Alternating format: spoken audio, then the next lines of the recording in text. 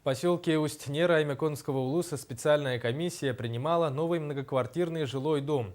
Какие недостатки и недоработки выявила рабочая группа по итогам осмотра в материале Светланы Поцелуевой. Рабочая комиссия придирчиво осматривает новостройку. Как все отметили, одну из основных задач – построить теплый дом – строители выполнили.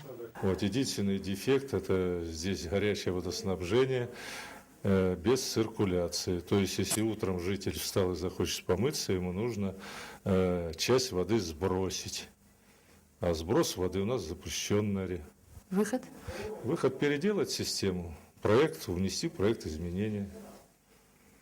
Потому что, живя на севере, сливать воду – это расточительство.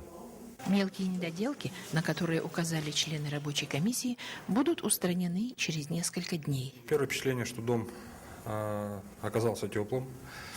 Были на этот счет некоторые сомнения, потому что дома вот такого типа, они в Усть-Нере строятся впервые.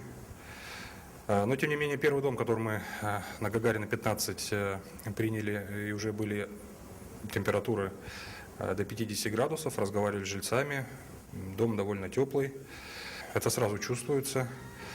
Другой вопрос, что есть некие косметические недостатки, есть недостатки в отделочных работах.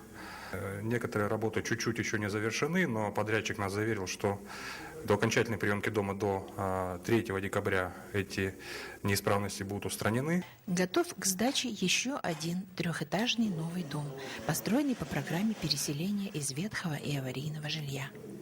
Новый 2015 год встретит в новых квартирах 24 усть-нерские семьи. Пусть живется им тепло, уютно и спокойно.